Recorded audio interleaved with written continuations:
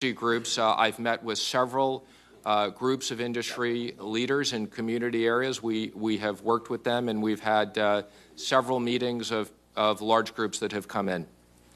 Could you spell out for this committee, I assume you can't recite numbers now, but would you get back to this committee within the week that the chairman usually calls on to delineate whom you have met with, which banks? I mean, you'd give us a litany of, diversity of meetings is not small banks, medium banks, large banks. There are customers, there are community groups, there are all that. So if you would spell out specifically whom you've met with and give that to this committee, whom you've met with, and about the executive order, if you would be willing to do that. We would be more than happy to do that on a confidential basis. I accept that and would honor that. Last question, Mr. Secretary. You committed to Senator Hatch in the Finance Committee that you would respond to all the Finance Committee members' questions. I wrote to you 2.5 months ago on March 2nd. I haven't received an answer that I asked for about potential conflicts of interest and ownership in the administration. Just today, there's a front page story in the, shall we say, mainstream media. It's the Wall Street Journal. That about the president's business partners and his financial entanglements with a Russian bank that is on the sanctions list. So I would like to pose the question again that I asked in finance in follow-up that I wrote to you on March 2nd.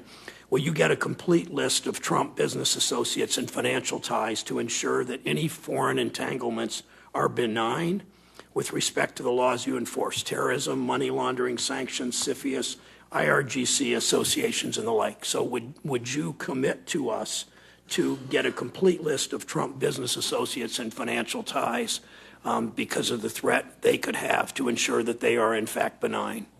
Well, let me first say I did review before I came today to make sure that my staff had fully responded to all the inquiries from you in the committee, and I believe we have. And if there are outstanding questions that you've had from letters that you've sent us, please make sure you follow up with me after this, and we will make sure that we are responsive. In regards to your specific question, again, if you just send me a note on what you're looking for, we will review internally whether it's appropriate to come from us or somewhere else, and we're happy to be responsive to you. Yeah, I appreciate that, and thank you for your cooperation. But the letter was March 2nd. It was not answered.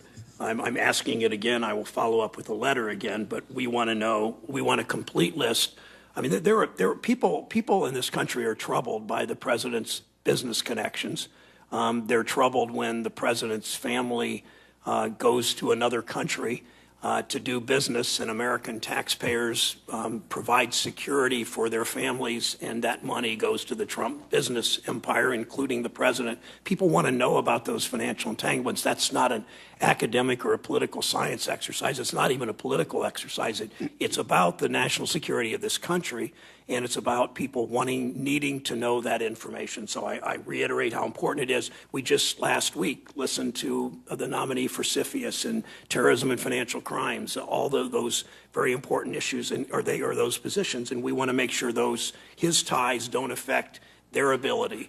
The Undersecretary for Treasury for Terrorism and Financial Crimes, the ability of the CFIUS nominee to do their jobs. Well, I can assure you I take the CFIUS responsibility very seriously. I review the cases weekly. My team reports to me on it, and I can assure you that if there were any cases that involved the president or any members of his family, that they would be treated very seriously, and we would review them like anything else. But the public needs to know that as you review them. Thank you, Mr. Chairman. Senator Corker. Thank you, Mr. Chairman. Mr. Secretary, thank you for being here. I appreciated our conversation yesterday evening, and I know that you heard Chairman Crapo's commitment to housing reform in his opening comments. I know that you've got some tax reform issues and others to deal with, but it's my sense that you're strongly committed to finally dealing with housing finance reform in an appropriate way. Is that correct? That is correct, and I hope that's something that we can do on a bipartisan basis. And if I think the only way to do it appropriately, where you deal with some of the charter issues that are necessary to really go beyond the model that we had back in 2008. The only real way to do that is through congressional action. Is that correct? My strong preference is to do it through congressional action and working with you and your colleagues.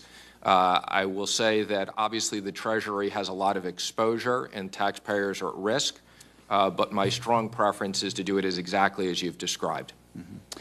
I talked to you a little bit about I guess a couple nights ago, Mr. White called me to talk a little bit about a conversation we had here publicly about the capital cushion and some other issues. And, you know, I sincerely believe that he feels strongly about the position that he has laid out. I discussed that with you a little bit last night, and I know your position there, but it seems like we've got another 75 days or so to figure out the appropriate resolve to that. Is that correct? That is, and I appreciated you calling me and talking about that issue. I've had the opportunity to meet with Mel Watts several times. Last time we talked about the dividend extensively, and I did tell him that it was our expectation at Treasury that they would pay us the dividend, and we hope they continue to do so per the agreement.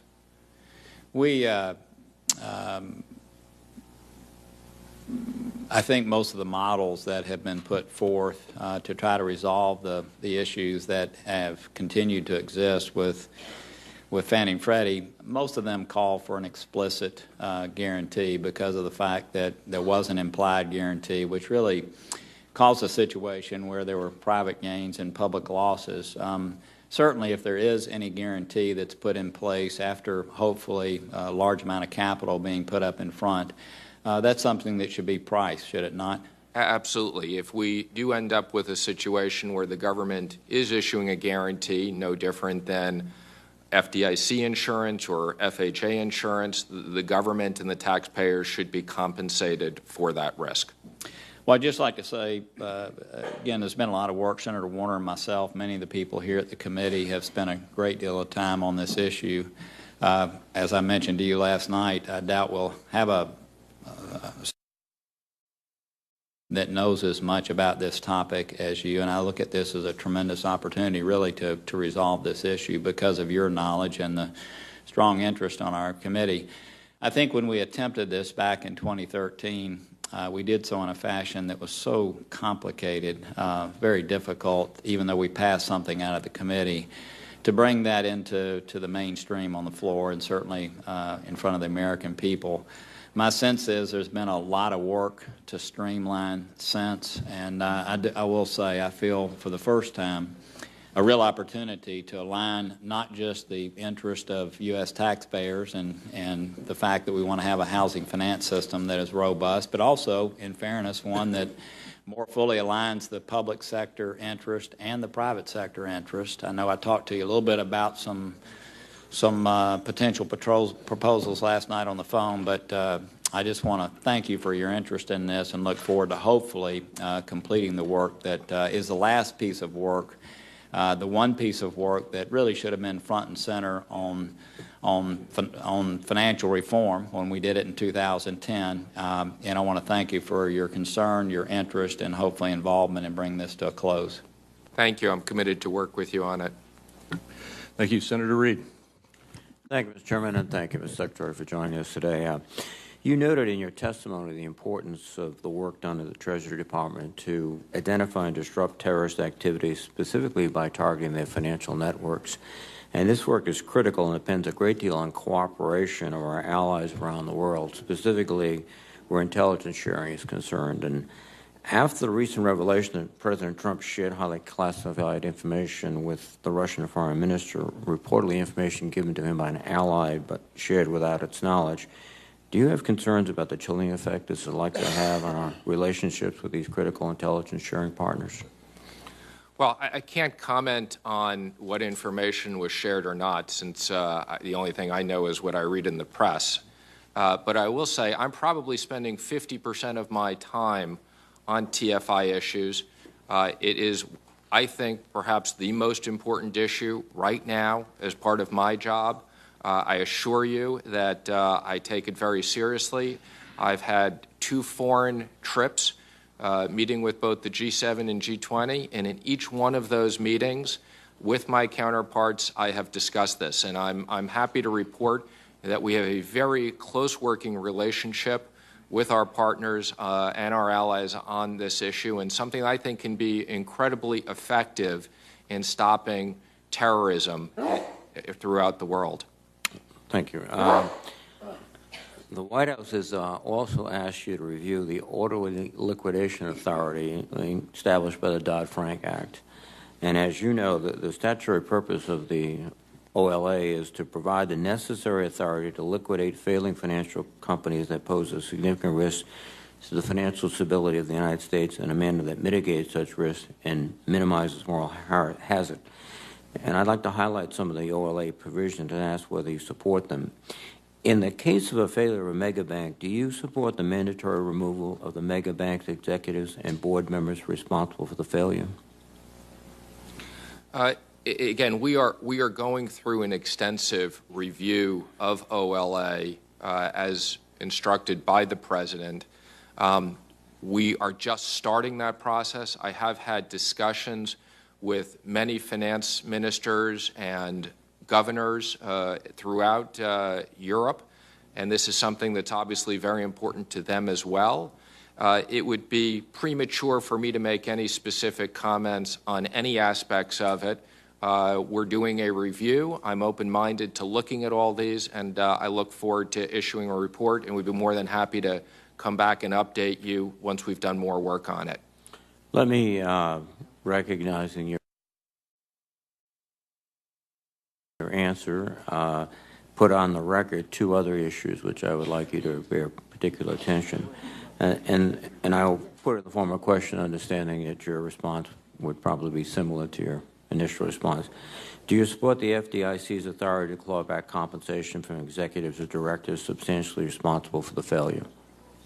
I would say as a general matter, I think that is a good policy that has been instituted. So, again, it is something we will review, yes, but yes, I generally support that. Would you support the statutory mandate that taxpayers shall bear no losses from the exercise of any authority under OLA? Again, I would say that's an objective, but again, I would reserve comments, specific comments, until we complete the review. Obviously, we do not want to put taxpayers at risk in any way, and that's one of the reasons we're looking at all the core principles. Mr. Secretary, the tax plan is rather terse in details, but it suggests that some of the highest income Americans would receive significant tax cuts, and the majority of tax relief to the remaining Americans would be rather minuscule or certainly small. And there's a possibility that in the proposal there could be indeed some increases on individual families or individual taxpayers. Are you committed now to ensuring that there'll be no increase on families or individual taxpayers less than $250,000 a year? And I'm picking that as kind of a reference point, but are you committed to something like that? Let me just say that obviously tax reform is something that we are working on with the House and the Senate, but I can assure you that the President's objective and my objective is that we create a middle-income tax cut and that we do not raise taxes on the middle income. If anything, the opposite. We are trying to create a middle-income tax cut. Would that tax cut be equivalent to the tax cut enjoyed by the very richest Americans? People who make about highest 1%? Again, obviously, we are working on the details. One of the things we've done is we have proposed getting rid of almost every single deduction, which is something that is used by the rich in return for a slight reduction in taxes. And our objective is that 95% of Americans won't need to use itemized deductions and will be able to fill out simplified tax returns. And we look forward to working with you as we progress on the details. Thank you, Mr. Secretary. Senator Toomey. Thank you, Mr. Chairman, and Mr. Secretary, thanks for joining us. Right over here. Yes. Good to see you again. I do want to take a moment to compliment you on the extraordinary accessibility. You have been before groups of us, members of the Finance Committee. I've lost track of the number of times you've been on the Hill to get input on the various issues in your brief.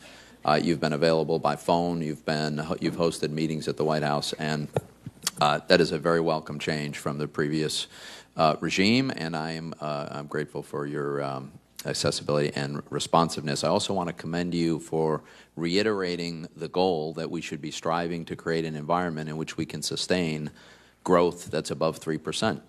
I think that's entirely achievable, and it's a very important goal, so thanks for mentioning that. As a quick follow-up to the comments from the senator from Rhode Island, I would just like to underscore that as you do this review of the OLA and the OLF, I hope we will keep in mind that this very convoluted construct, which at the end of the day contemplates a taxpayer-funded bailout through the OLF of a failed bank, it is a creature of the fact that we don't have an adequate resolution mechanism in bankruptcy. And some of us have been working for some time on legislation that would give us the confidence that we could resolve even a very large, complex firm in bankruptcy so that we wouldn't need to put taxpayer funds at risk indirectly through the OLF, nor all of these very prescriptive punishment mechanisms that the FDIC would subjectively decide to impose, of which the senator from Rhode Island mentioned a few.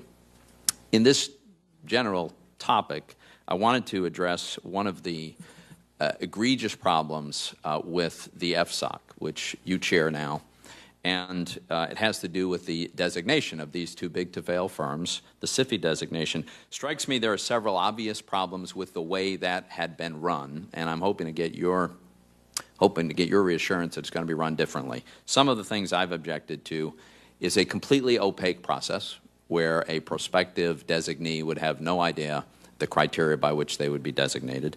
A second is a complete lack of a defined so-called stringent regulation, which is the Dodd-Frank prescripted punishment for being designated. No clear off-ramp, no mechanism by which you could, once designated, change your business practices so that you could be relieved of the designation. And even firms like asset managers had to worry about being designated, and asset managers, as you know, do not intermediate credit risk. They don't fund themselves with deposits. They do not have the kind of risk profile that banks have. So my question for you is, can you assure us that under your leadership, the FSOC is not going to launch a whole new wave of designations and is not going to be run in this very opaque fashion? And could you share with us how you do intend to lead the FSOC, since it does exist in statute? Sure. Well, again, I take my responsibility of chair of FSOC very seriously, not only on the designation issue, but it's also a very important forum where we can talk about issues across the regulators. Cybersecurity is something that I'm very focused on, and we are working at FSOC in other areas with the regulators. Specifically on your question, the President has signed an executive order where we are reviewing the FSOC designation process. Again, it's early in that work, but I will tell you I do support the concept of transparency, and I do believe that if a company is being designated, that they should understand what would be required to be de-designated if they want to de-risk their business. So, yes, generally in regulation, I believe that there should be transparency.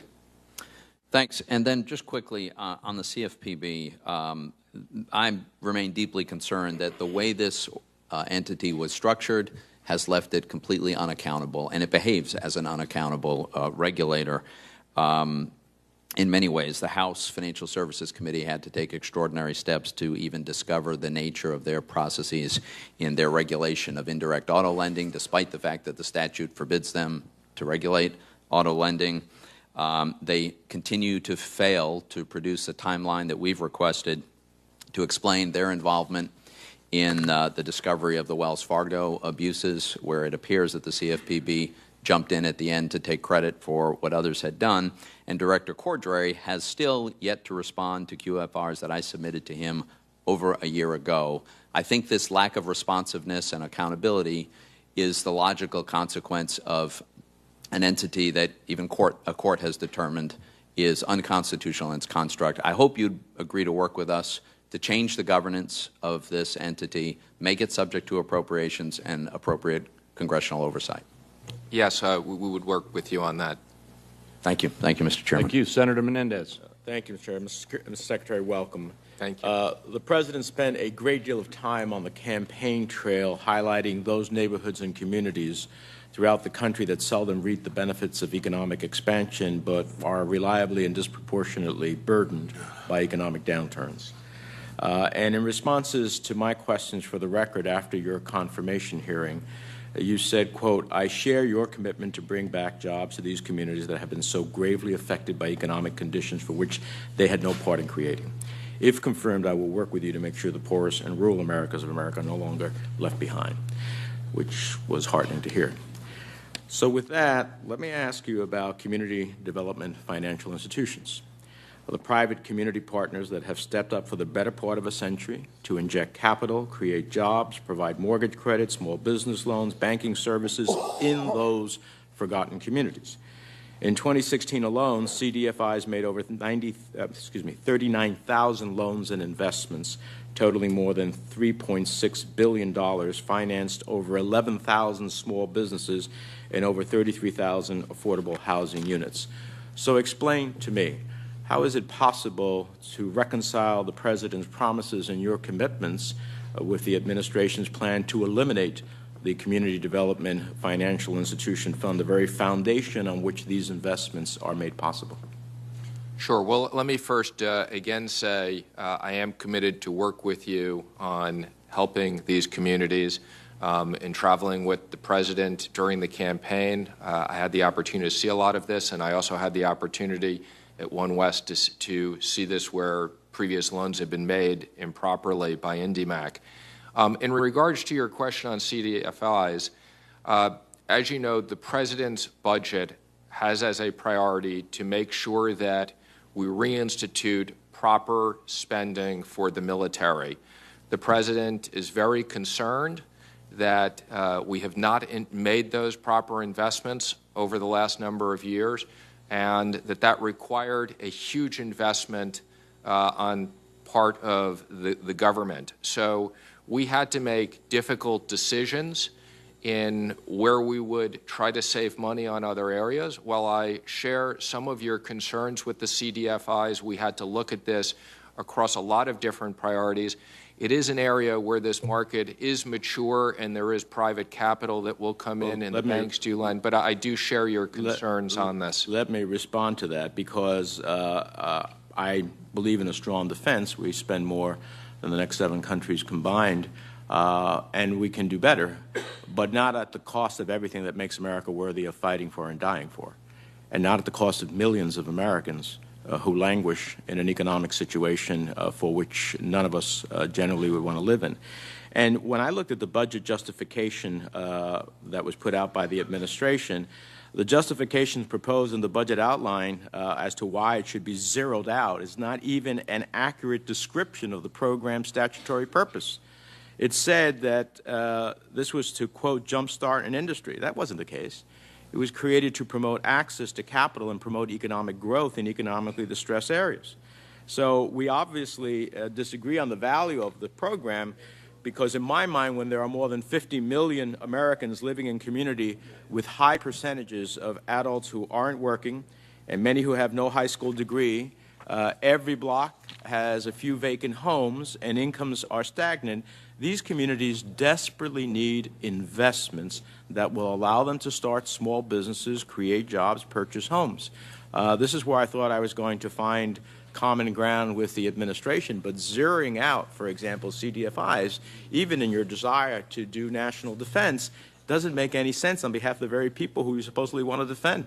We want to defend, but we also want to create economic opportunities. So even the banking industry, the ABA and the ICBA, said it best in their letter to Congress requesting full funding. They said CDFI work in the exact communities that were the focus of this conversation. They are uniquely positioned to understand local credit needs. So as we go into the 2018 fiscal cycle, I hope that you can be an advocate within the administration for something and your own stated goal. And, you know, I hope to be able to work with you to make that happen. Lastly, I wrote a letter in March to you concerning about the real possibility the administration would be forced to deal with an offer from Russia's state-owned oil company to acquire critical energy infrastructure in the United States. Last year, Venezuela's large state-owned oil company, PDVSA, pledged nearly 50% of Citgo shares to Rosneft as a collateral for its loan.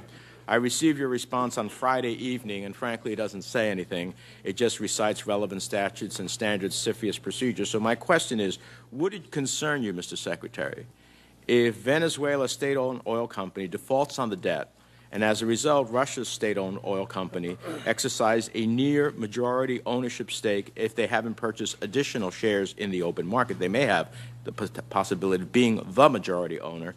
With 48 U.S. petroleum product terminals, 3 refineries in 3 different states, 9 pipelines throughout the country, wouldn't that be something that would concern you?